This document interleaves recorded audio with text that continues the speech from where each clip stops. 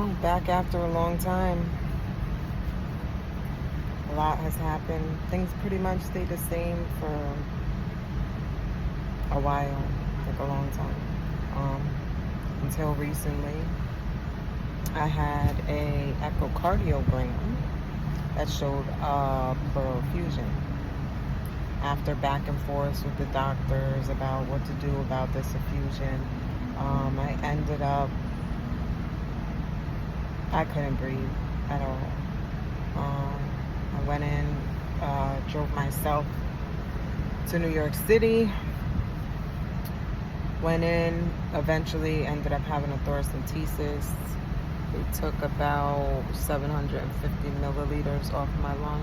I'll put a picture of that up there. That was the first thoracentesis that I had.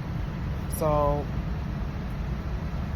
make a long story short, come home, feel good for about a week. By the end of that week, I couldn't breathe again. So I tried to take a shortcut, go to a local hospital thinking that I can just get the thoracentesis there. I had a horrible experience. They left me there with more fluid on my lung than I had the first time. I couldn't breathe. My blood pressure was low. My heart rate was erratic. I just felt so sick. Like it was so much more than just fluid on the lung. Like that I couldn't breathe. I felt sick. I felt feverish. My stomach, nausea. My body was just aching so bad. So I ended up signing myself out of that hospital and went back to New York City because I wasn't supposed to deviate from the plan. The plan that the Spirit gave me was to stay there. And so I went there.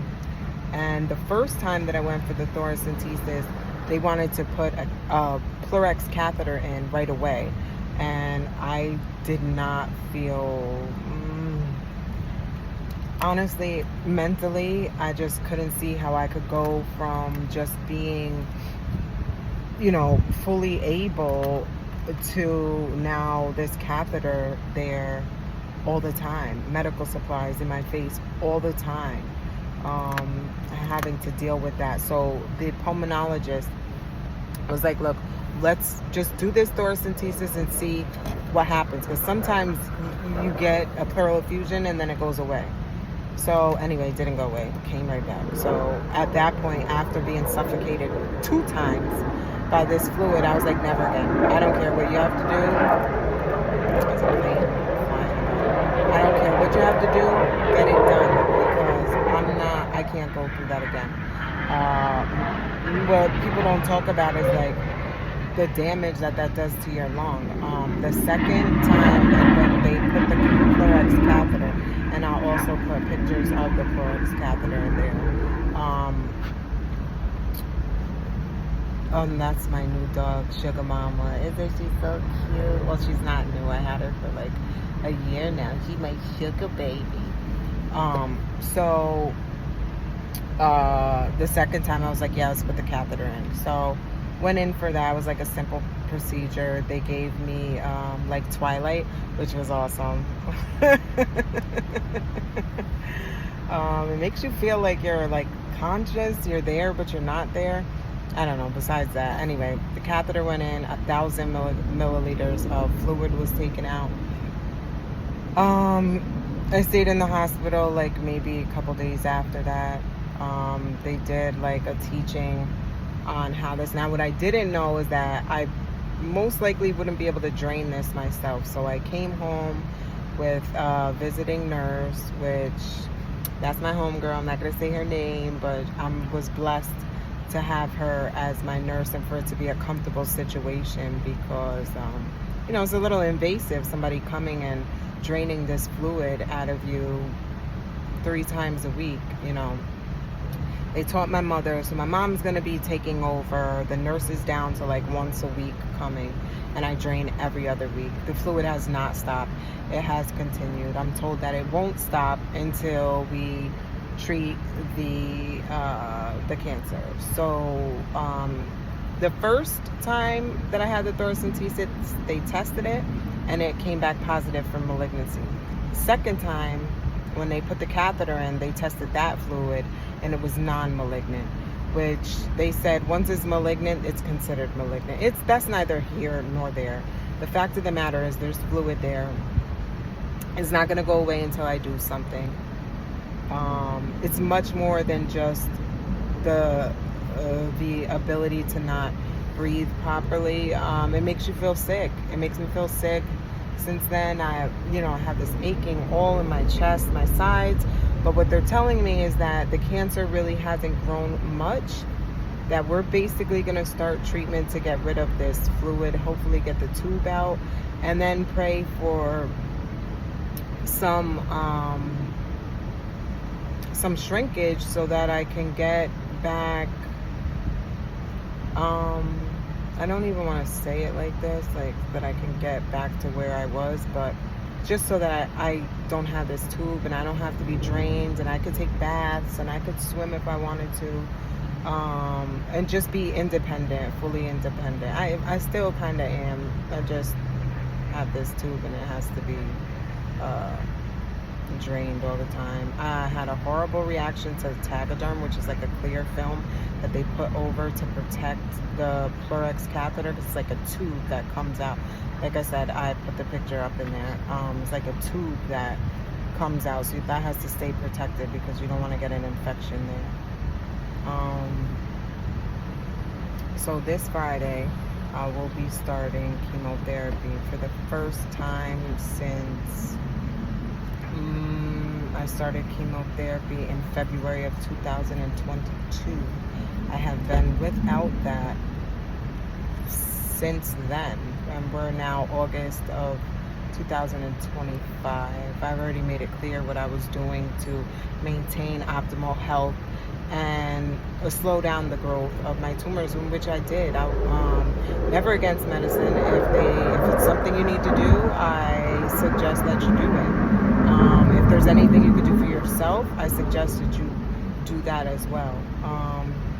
So it's kind of like a scary time, but I just feel like God is going to move for me in this season. Like, I have gained so much knowledge about cancer and the body and treatments and metabolic therapies and all different types of things, and I think now's the time to take everything that I've learned over these years and apply it with the medicine that they have to offer me. I'm terrified. I'll be taking carboplatin and paclitaxel together. I have new doctors.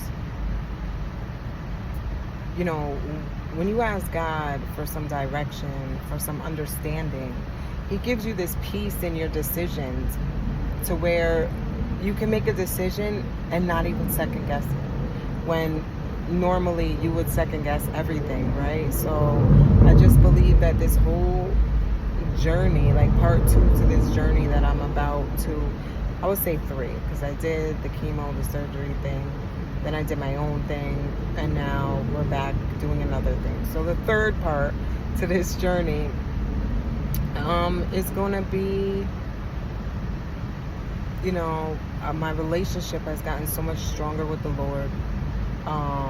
And I just feel like this is setting the stage for His will to give glory to His name, because this is all God. From the beginning, it's been nothing but God. And so really, when I ask myself, like, oh, are you making the right decision? Like, there is no right or wrong decision. At the end of the day, no matter what, it's all God's plan, right? And so, you know, I told myself, this is God's will, and don't even question. Like, don't go looking up side effects and this and that and the third. Just it's what God wanted. I'm praying to God, Lord, tell me which way to go. Tell me what to do.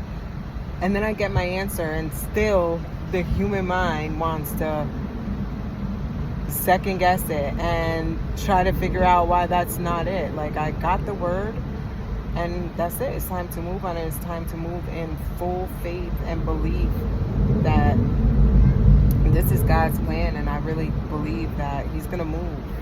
He's been moving. And I believe he's going to continue to move. And my hopes for this is that they will shrink the cancer back, the tube will come out, and I will maybe get some more years of